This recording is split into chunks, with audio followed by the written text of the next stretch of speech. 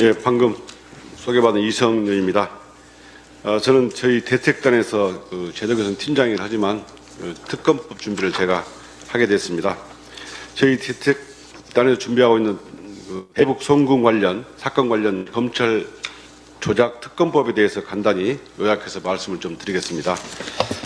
법안명은 언론 여러분께서 알기 쉽도록 대북 송금 사건 관련 검찰 조작 특검법으로 요약해서 알리기로 했습니다. 다만 실제 의원과에 제출되는 법안은 완결성을 위해서 김성태 대북 송금 사건 및 이화영에 대한 검찰의 모해 이중 교사에 따른 직권남용 의혹 등의 진상 규명을 위한 특별검사 임명에 관한 법률안 좀 깁니다.로 할 예정입니다. 이번 특검법의 내용을 좀 말씀드리겠습니다.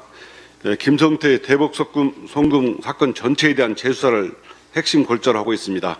검찰이 쌍방울 전 대표 김성태 대북 송금 사건에 대해서 봐주기 수사를 했고 또 이런 거래를 통해서 솜방망이 구형을 했다는 의혹이 제기되었고 추가로 김성태가 대북 송금을 하는 과정에서 주가 조작을 했다는 의혹이 제기되어서 이 모두를 수사 범위에 포함시켰습니다.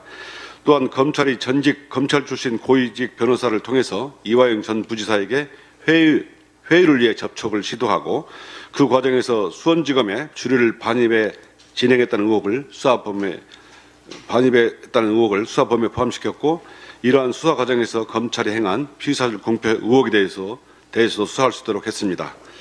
이번 특검법은 검찰이 잘못된 수사 관행을 뿌리뽑고 검찰을 바로 세워서 국민의 품으로 돌려드리기 위한 법안입니다. 그리고 잘못된 길로 가고 있는 검찰을 대상으로 특검이 직접 수사할 수 있도록 하는 대한민국 첫 특검법입니다. 이 법안에는 전직 검사장으로서 그동안 검찰이 잘못된 수사 관행을 바꾸지 못한 것에 대한 반성적 의미를 담고 있습니다.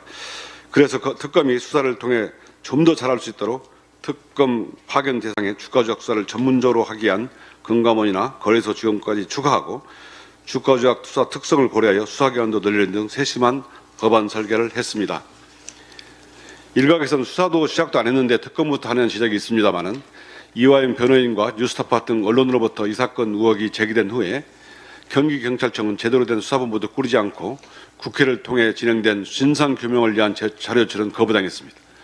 또한 우리 대책단이 수원구치소나 법무부 항의방문도 거부당했습니다. 한정된 수사 인력으로 고군분투하는 공수처에게 이 사건을 또 맡아달라고 하는 것은 부적절합니다. 증거인멸이 되기 전에 조속하게 수사를 진행해야 한다는 점 또한 특검을 해야 한다는 이유입니다. 오늘 회의를 통해서 법안의 세부 내용을 확정하고 발의 시점도 확정할 예정입니다. 검사장 출신 국회의원으로서 특검이 제대로 수사를 할 수 있도록 하는 것에 방점을 찍고 준비했다는 점을 다시 한번 강조드리겠습니다. 자세한 내용은 조만간 법안 발의 때 다시 말씀드리도록 하겠습니다. 감사합니다.